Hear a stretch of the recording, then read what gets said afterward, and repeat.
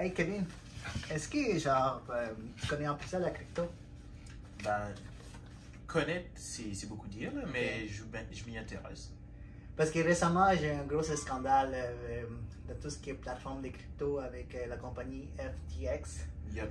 Vraiment un gros scandale. Là. Beaucoup de gens aux États-Unis ils disent que ça peut être un des plus grands scandales de fraude genre aux États-Unis, dans l'histoire des États-Unis, genre c'est gros là. Ouais, en termes d'échelle.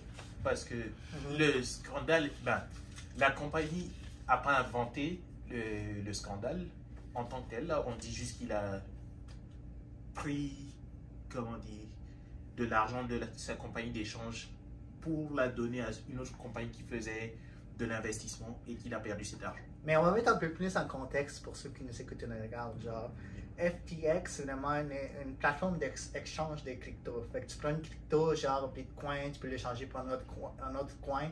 Puis tu peux aussi l'échanger pour l'argent aussi fiat. Exact. Fait que les gens vont là, puis bon, genre, faire des transactions en Bitcoin, changer des coins, des crypto-monnaies. Ouais. Ça a été fondé par Sam Bankman-Fried et l'autre c'est Gary Wang, un ex de Google, en 2000, je pense, 17. Ou, je ne suis pas toujours sûr de la date, 2019. Okay? Puis c'est avant que ça fasse faillite, parce qu'ils ont vraiment déclaré faillite, c'était une des 5 plus grandes plateformes d'échange de crypto-monnaies au monde. Ouais. Okay? Vraiment, une des top 5. Là. Fait que Sam Bankman-Fried, là, on va l'appeler SBF. SBF ou juste Sam. Yep. Vraiment un gars, vraiment genre intelligent, on va dire, là. Mais vraiment un gars qui... Intelligent, je sais pas. Mais en fait, il y Qui avait... inspire confiance. Qui inspire confiance. Intelligent, je sais pas, parce que ce gars-là a vraiment donné une bonne image de lui-même. Les magazines Fortune, je pense qu'ils l'ont déclaré les prochains Warren Buffett. Oui. C'est une grosse affaire. Là. Ben, Vous connaissez Warren Buffett, c'est un investisseur, Mais- les célèbres investisseurs américains. Là. est-ce que tu te souviens de comment il avait eu ça? Non. Ok. Ces gens, comment dire, il avait vu une différence sur le prix du Bitcoin entre le marché aux États-Unis et le Ouais. marché au Japon, si je me souviens bien. OK. Fait qu'il rachetait les Bitcoins au Japon et il les vendait aux États-Unis dépendamment du prix du Bitcoin. Ok. Mais parce que là, tu dis, bon, c'est pas, là, je ne connais pas personnellement, puis j'ai manqué de voir genre des entrevues vidéo de lui pour voir comment est-ce qu'il parle et tout, pour voir comment est-ce qu'il... J'ai lu des articles, mais lui, en tant que tel, j'ai pas vraiment écouté de podcast, vraiment son élocution. Quand tu dis qu'il n'est pas intelligent, j'imagine qu'il faut avoir une certaine intelligence pour aller vraiment dans tout ce qui est crypto, vraiment deep, profond de même. Là. C'est pas qu'il est pas. Il s'y connaît dans son domaine. Ok. Mais les moves qu'il a fait, c'est pas des moves les plus intelligents. Ouais, mais le move qu'il a fait, c'est genre Je des te moves donne un pas exemple. éthiques.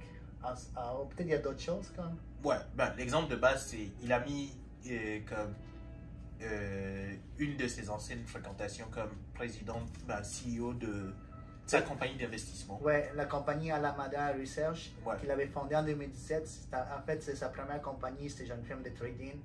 Puis c'est-à-dire que, mais genre, avant qu'ils fondent FTX, ils avaient fondé ça. Puis je pense qu'en 2019, ils ont fondé FTX. Puis les gens avaient commencé, après tout ce qui s'est passé, le scandale, les gens ont commencé à aller vraiment regarder son historique du gars-là. Parce que les gens l'ont déclaré comme un certain génie, ok, pour tout ce qu'il a fait. Dans les articles que j'ai lus, bien évidemment. Ouais. Puis là, il regardait qu'Alameda Research, avec elle, qui est la fille qui est genre CEO, je pense que lui avait mis là, ils avaient perdu environ 3,7 milliards de dollars. Ouais, c'est ça. Il y a beaucoup de personnes qui lui donnaient beaucoup de, comment dire, de crédit Ouais. parce que ses parents ont travaillé dans, comment dire, la réglementation de la fraude. Mais ses parents sont genre, c'est des professeurs à Stanford. Ouais. Ouais. Et lui, dans tout ça, ben, on se dit, il s'y connaît un peu dans qu'est-ce qui n'est pas de la fraude, genre. Ok. Qu'est-ce qui est et qu'est-ce qui n'est pas de la fraude. Ok, fait que ses parents connaissent, je sais pas exactement dans quel genre de type genre dans quel type de, qu'est-ce qu'ils s'enseignent, mais genre ils s'enseignent des trucs d'économie, fraude, j'imagine. Ouais, c'est littéralement des avocats de la fraude, genre. Ok. Fait que le truc, c'est, ben, juste pour clarifier un truc, il y a beaucoup de gens qui lui ont fait des endorsements, Ouais. mais qui avaient un intérêt à l'endorser. Exemple, Ouais. Kevin O'Leary, il a fait beaucoup de la promotion de FTX et tout, mais il était un partenaire payé par FTX. Oui, mais il y a beaucoup de gens qui étaient derrière lui qui le baquaient parce que la manière qu'il fonctionnait, puis genre, top 5 des compagnies d'exchange de crypto, genre, vraiment, j'ai pas vu, comme je t'ai dit, les entrevues, mais je pense que c'est quelqu'un qui avait une bonne élocution. Puis, l'affaire, si tu le vois là, t'as remarqué, toutes ces compagnies de crypto, et de plus en plus, ils vont endorser des célébrités ou des gens, des entrepreneurs. Pas juste FTX. J'ai vu récemment Ronaldo qui avait publié, il est en association avec une compagnie de crypto là, qui a publié sur Instagram, c'est 500 millions de followers, une vidéo genre, je suis partenaire avec tel crypto. Fait que c'est pas juste FTX, mais il y avait beaucoup de gens qui voulaient backer cette compagnie justement à cause de lui. Genre. Ben, ok. Pour donner des exemples pour les gens à ce point-là, normalement, il y a eu beaucoup de couverture de presse, mais FTX, le stade des Miami Heat portait leur nom. Exactement. TSM, c'est une équipe de e-sport, portait leur nom. Mercedes, l'équipe de Mercedes, la F1 aussi. Yep. Comment ça s'appelle? Ben, ils avaient endorsé Steph Curry, Tom Brady, beaucoup de YouTubeurs. C'était vraiment big comme truc. OK. Mais l'affaire, pourquoi est-ce qu'ils sont vraiment, genre, ils ont déclaré faillite? Parce que, à ce qui paraît, il y a comme 1 milliard si je dis 1 milliard de fonds des clients disparus, genre. 1 milliard de fonds, genre, disparus. En fait, comment est-ce qu'ils roulaient la compagnie était vraiment pas éthique.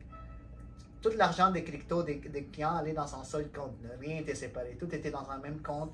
Puis à ce qui partagé par Alameda et comment ça s'appelle? Et Sam? FTX. Oui, tout l'argent allait dans son seul compte. Là.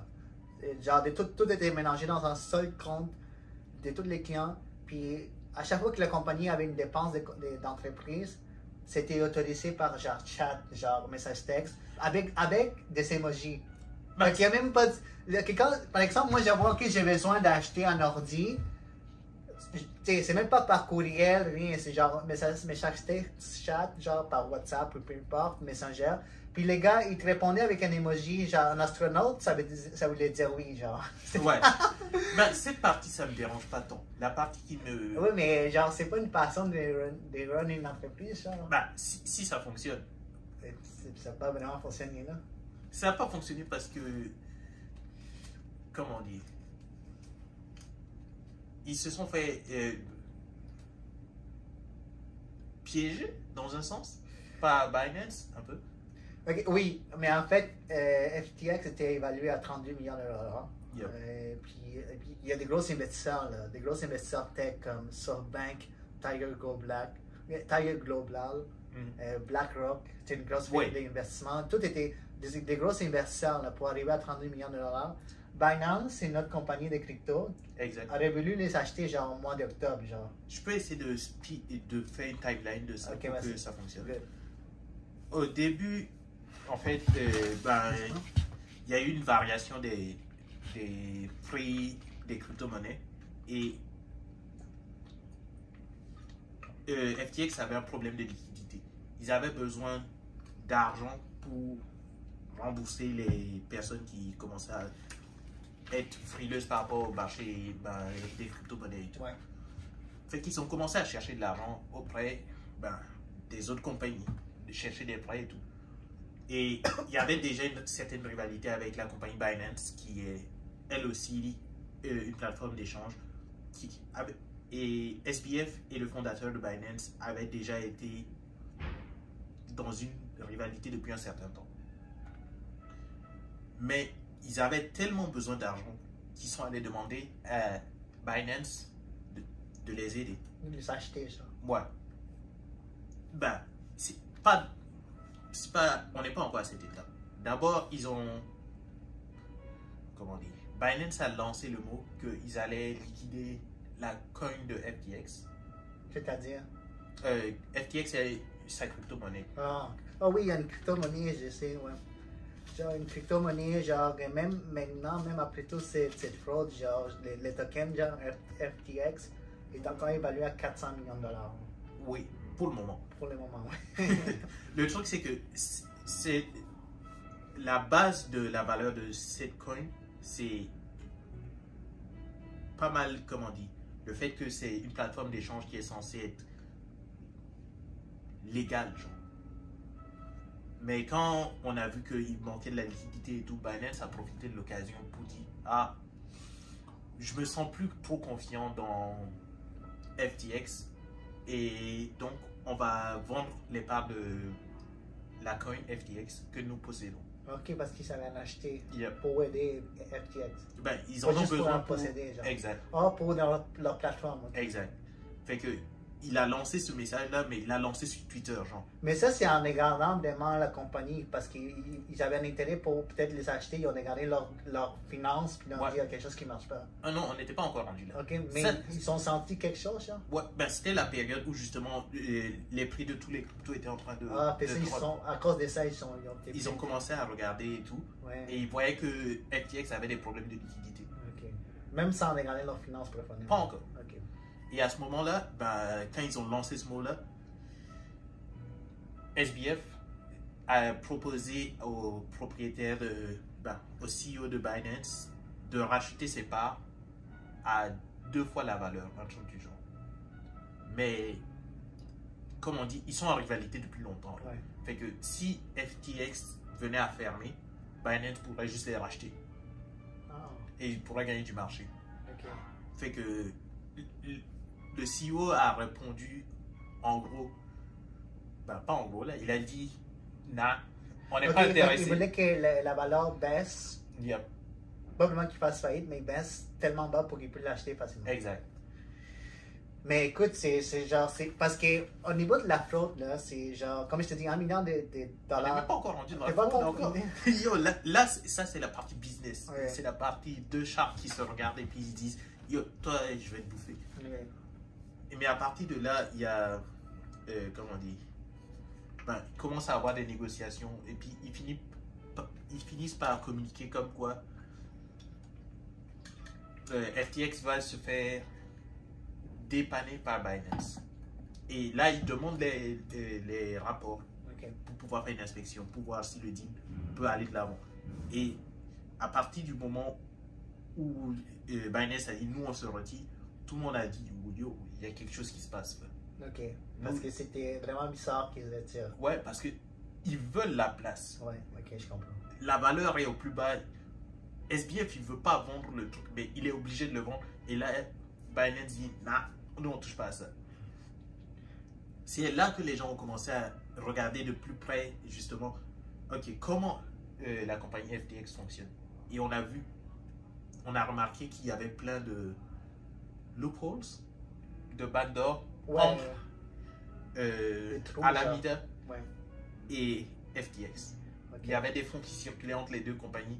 Or que c'est pas censé arriver. C'est pas légal. Puis en même temps, ce qu'il paraît, il y avait 4 autres compagnies subsidiaires où Yo. l'argent circulait aussi. As-tu vu l'organigramme?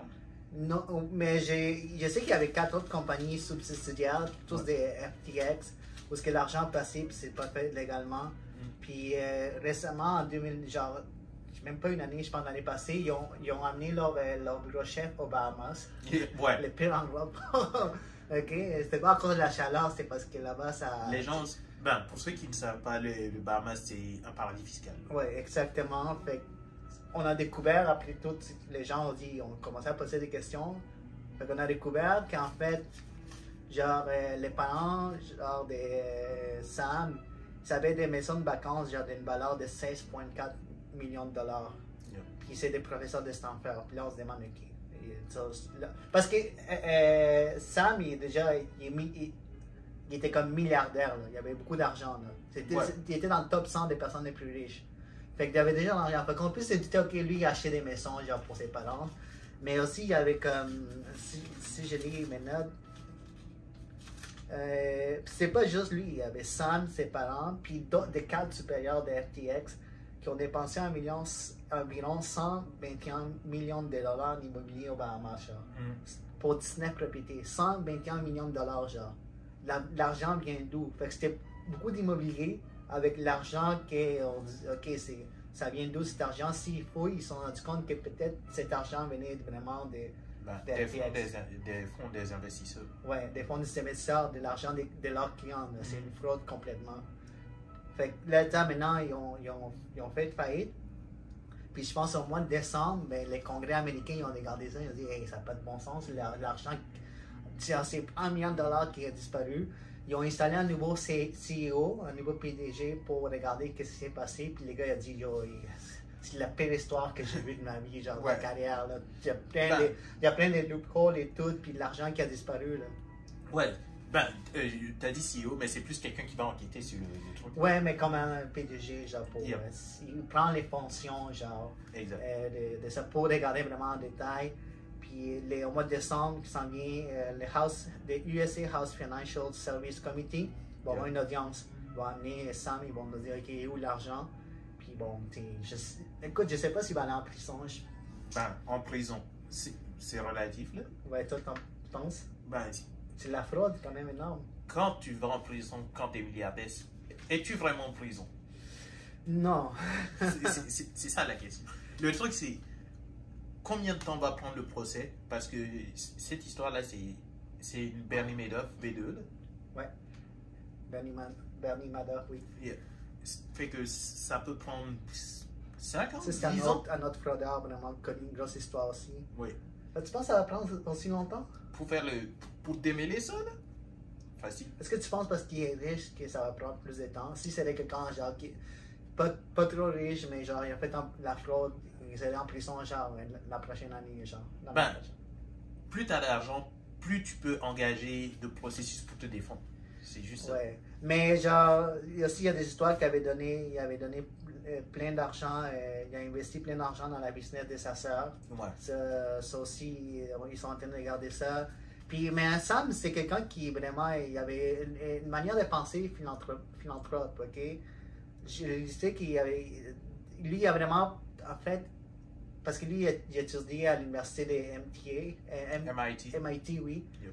Puis son prof, un de ses profs l'a vraiment inspiré pour qu'il parte vraiment dans la philanthropie. Puis il a dit, tu peux faire plein de choses, mais si tu veux aider le monde, il faut que tu fasses plein d'argent. Fait que ça l'a vraiment incité à aller en business.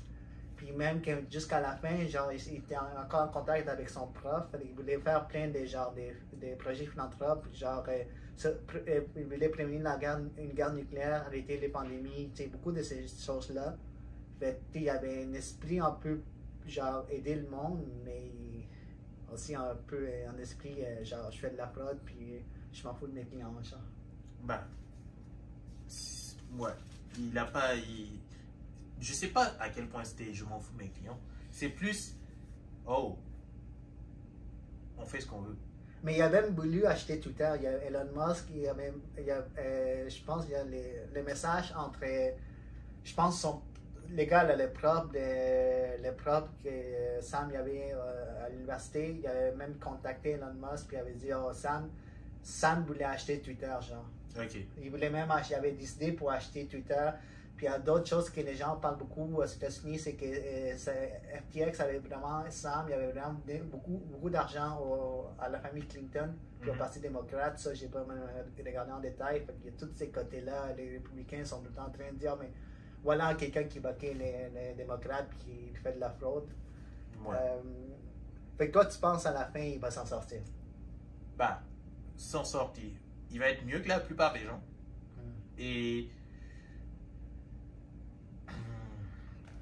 il y a peu de chances que les gens revoient l'argent qui a été perdu. Parce que c'est 1 million de créanciers. Là. Ouais.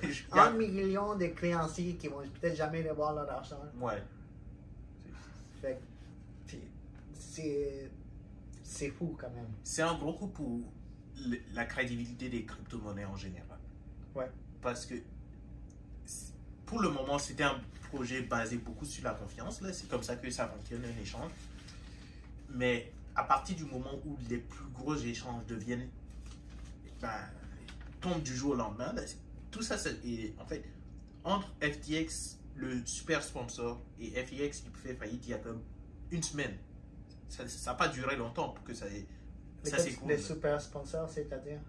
Ben, la compagnie qui sponsorisait les Miami Heat. Ah, ok, c'est tout. Ah, fait que c'était récent, ça, Ouais, ce partenariat? Non, le partenariat durait depuis longtemps. Ouais. Mais entre le moment où il y a le tweet de Binance et FTX qui fait faillite, c'est comme une semaine. Ouais, ça s'est fait vraiment vite, ça n'a pas de sens. C'est ça. Là. Puis, juste pour conclure, parce que là, tu parlais du marché des cryptos, les fameux gars et les fondateurs d'Ethereum, Vitalik, ils avaient mentionné ces côtés-là. C'est une grande tragédie, tout ce qui se passe avec FTX. En fait, il dit que c'est une grande tragédie, tout ce qui est centralisé est suspect par défaut. Parce que c'est FTX qui était centralisé pareil. Ouais. Fait que lui, il dit que tout ce qui est centralisé est suspect par défaut parce que lui, vraiment, il veut implanter un mode décentralisé. Fait que vraiment, pour lui, il dit que c'est pas une mauvaise chose, ça va juste forcer les gens à voir les meilleurs côtés de la décentralisation. On verra. C'est un beau pari. Ouais. On verra.